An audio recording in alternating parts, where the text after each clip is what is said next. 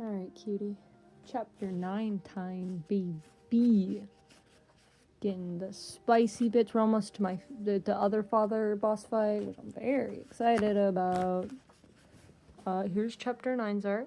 She's doing a big old chomp, nom. That's gonna be me on Wednesday, if you know what I mean. If you listen to this eons in the future, I hope you still know what I mean. I hope your mind never gets less dirty. Otherwise, the joke will die the day your immature mind dies. Alright, chapter 9. Outside, the world had become a formless swirling mist with no shapes or shadows behind it, while the house itself seemed to have twisted and stretched. It seemed to Coraline that it was crouching and staring down at her, as if it were not really a house. What? Oh, I'm stupid. While the house itself seemed to have twisted and stretched, it seemed to Coraline that it was crouching and staring down at her, as if it was not really a house, but only the idea of a house. And the person who had the idea, she was certain, was not a good person. There was a sticky web stuff clinging to her arm, and she wiped it off as best she could. The gray windows of the house slanted in strange angles. One sec. I'm gonna take off my hoodie. It's fucking hot. It's so hot recently. I turn off my fan when I do this. It's too hot. Tisk tisk. Too freaking hot, I tell ya. The other mother was waiting for her, standing on the grass with her arms folded. Her black button eyes were expressionless. Her lips were pressed tightly together in cold fury. When she saw Coraline, she reached out one long, white hand, and she crooked a finger.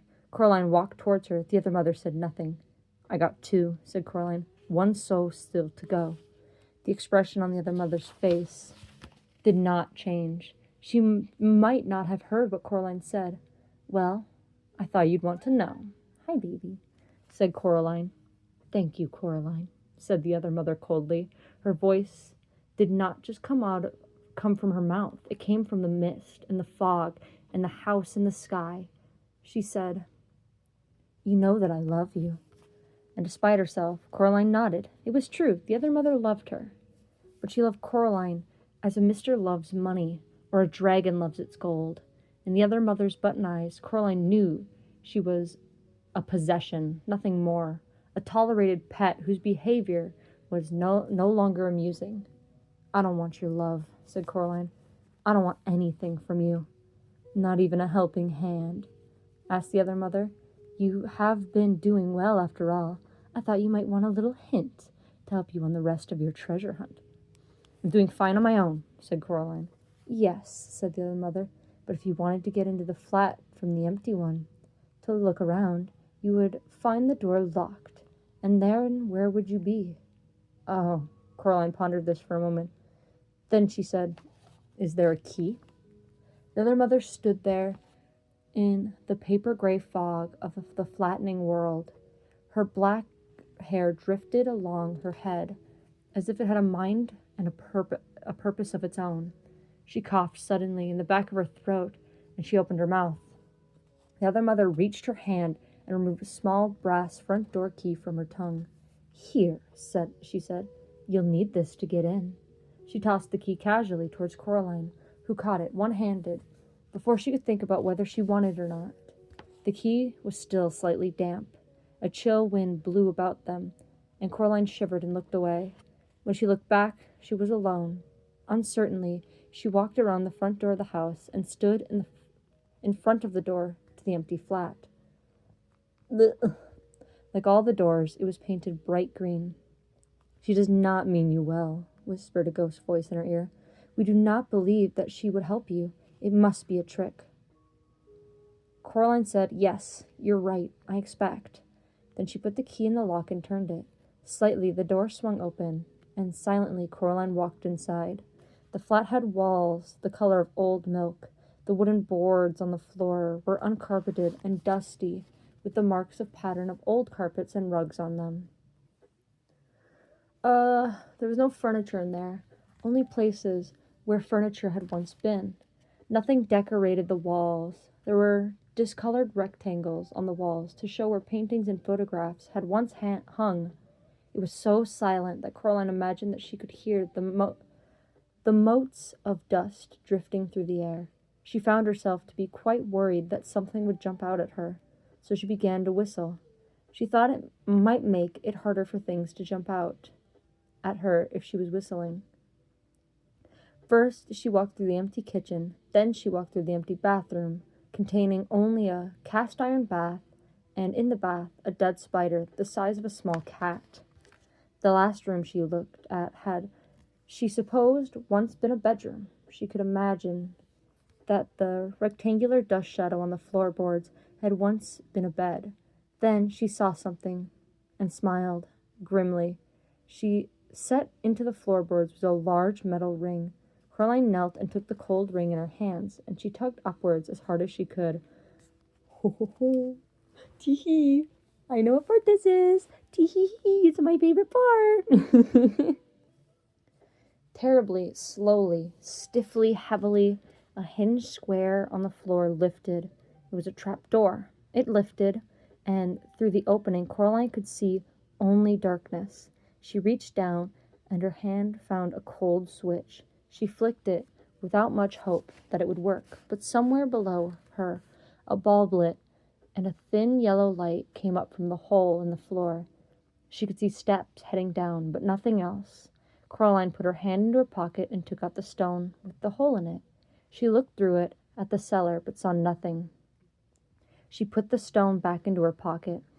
Up through the hole came the smell of damp clay and something else, an arid tang like sour vinegar.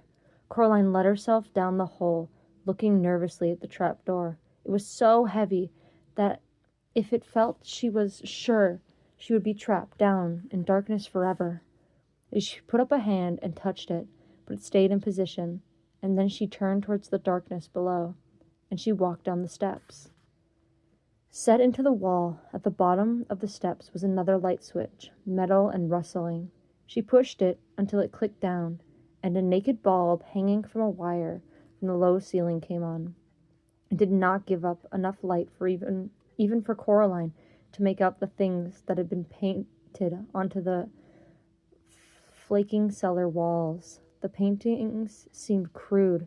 There were eyes, she could see that, and things that might have been grapes, and other things below them. Coraline could not be sure that they were paintings of people. There was a pile of rubbish in one corner of the room, cardboard boxes filled with middle-willed papers and decaying curtains in a heap beside them.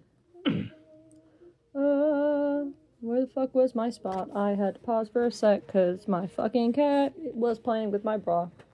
And she's so proud of herself, too. Dang old cat playing with my bra. Only one person can play with my bra, if you know what I mean. Okay, I was right at the top of the page. Caroline's slippers crunched across the cement floor. The bad smell was worse now. She was ready to turn and leave when she saw the foot sticking out from beneath the pile of curtains. She took a deep breath. The smells of sour wine and moldy bread filled her head, and she pulled away the damp cloth to reveal something more or less the size and shape of a person. In that dim light, it took her several seconds to recognize it for what it was. The thing was pale and swollen like a grub, with thin, sick-like arms and feet. It had almost no features on its face, which had puffed and swollen like risen bread dough. The thing had 2 large black buttons where its eyes should have been. Coraline made a noise, a sound of revulsion and horror, and as if it had heard her and awakened, the thing began to sit up. Coraline stood there frozen. The thing turned its head until both its black button eyes were pointed straight at her. A mouth opened in the mouthless face, strands of pale stuff sticking to its lips, and the voice that was no longer even faintly resembling her father's whispered, "Why are you yelling?" Oh, I'm sorry, wait, no, he's whispering, "Why are you yelling?" Yeah, you. Come on up. You're getting to the good bit, and you're interrupting. What? Hang on. She's being silly. You gotta tell your dad about how you're being silly. How you're a silly Billy. You're the silliest Billy. No more interruptions now, right? This is my favorite part. Here, you read it. Look at this book. Oh, she fell over. Trying to pretend she can't read. No longer even faintly resembled her father's, whispered, Coraline. Well, said Coraline, the thing that had once been her own other father. At least you didn't jump out at me. The creatures twig like, ow, you fucking rat. I'm gonna kick this cat out. Hang on. I swear, I can never build suspense because these freaking cats. I want to read you the good bit. I want you to get as spooked as I did when I read this in middle school. And these freaking cats. Alright, hopefully no more interruptions because this is my favorite chapter and I want you to like it as much as I like it. Or at least a fraction of as much as I like it. The creature's twig-like hands moved to its face and pushed the pale clay about, making something like a nose. It said nothing. I'm looking for my parents, said Coraline. Or a stolen soul from one of the other children. Are they down here? There's nothing down here, said the pale thing indistinctly. Nothing but dust and damp and forgetting. The thing was white and huge and swollen, monstrous, thought Coraline, but also miserable. She raised the stone with the hole in it to her eye and looked through it. Nothing. The pale thing was telling her the truth. Poor thing, she said. I bet she made you come down here as punishment for telling me too much. The thing hesitated, then it nodded. Coraline wondered how she could have ever imagined that this grub-like thing resembled her father. I'm so sorry, she said. She's not pleased, said the thing that was once her other father. Not best pleased at all. You've put her quite out of sorts, and when she gets out of sorts, she takes it out on everybody else. It's her way. She's just like my mom. That's crazy.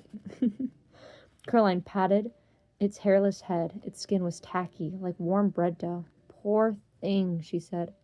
You're just a thing she made and then threw away. The thing nodded vigorously. As it nodded, the left button eye fell off and clattered onto the concrete floor. The thing looked around vacantly with its one eye, as if it had lost her. Finally it saw her, and, as if making a great effort, it opened its mouth once more and said in a wet, urgent voice, Run, child, leave this place. She wants me to hurt you. A car passed outside that creeped me the hell out. No groaning noises from outside, please. It opens its mouth once more, in a wet, urgent voice. Run, child, leave this place. She wants me to hurt you, to keep you here forever, so that she can never finish the game and she will win. She is pushing me so hard to hurt you. I cannot fight her. You can, said Coraline. Be brave. She looked around. The thing that had once been her other father was between her and the steps up and out of this between her and the steps up and out of the cellar. She started edging along the wall, heading towards the steps. The thing twisted bonelessly until one eye was facing her. It seemed to be getting bigger now and more awake. Alas, it said, I cannot. And it lunged across the cellar towards her. Then its toothless mouth opened wide. Coraline had a single heartbeat in which to react. She could only think of two things to do. Either she could scream and try to run away and be chased around a badly lit cellar by a huge grub thing, be chased until it caught her, or she could do something else. So she did something else. As the thing reached her, Coraline put out her hand and closed it around the thing's remaining button eye, and she tugged as hard as she knew how. For a moment nothing happened. Then the button came away and flew from her hand, clicking against the walls before it fell to the cellar floor. The thing froze in place. It threw its pale head back blindly and opened its mouth horribly wide, and it roared in anger and frustration. Then, all in a rush, the thing swept towards the place where Coraline had been standing. But Coraline was not standing there any longer. She had already been tiptoeing, as quietly as she could, up the steps that would take her away from the dim cellar with the crude paintings on the walls. She could not take her eyes from the floor beneath her, though across which the pale thing flopped and writhed, hunting for her. Then, as if it was being told what to do, the creature stopped moving and its blind head tipped to one side. It's listening for me, thought Coraline. I must be extra quiet. She took another step up, and her foot slipped on the step, and the thing heard her. Its head tipped towards her. For a moment, it swayed and seemed to be gathering its wist. Then, fast as a serpent, it slithered for the steps and began to flow up them towards her. Coraline turned and ran wildly up the last half a dozen steps. As she pushed herself up onto the floor of the dusty bedroom without pausing, she pulled the heavy trapdoor towards her and let go of it. It crashed down with a thump, just as something large banged against it. The trapdoor shook and rattled in the floor, but it stayed where it was. Coraline took a deep breath.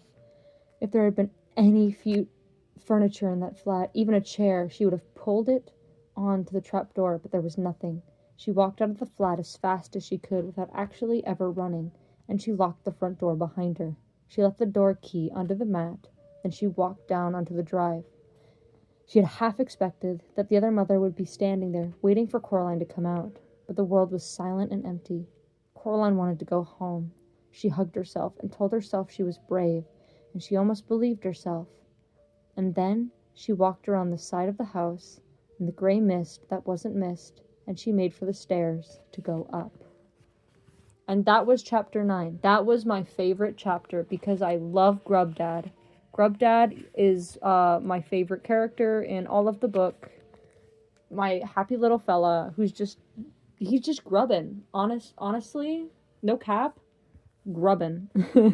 When I say I'm grubbin', that's what I'm up to, baby. Formless mass.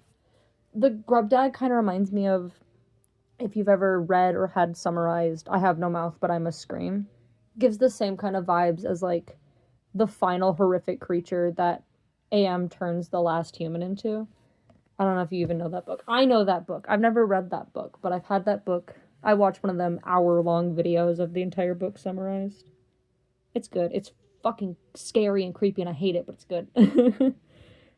That's my favorite chapter in the entire book. I hope you liked it, despite the cats interrupting me.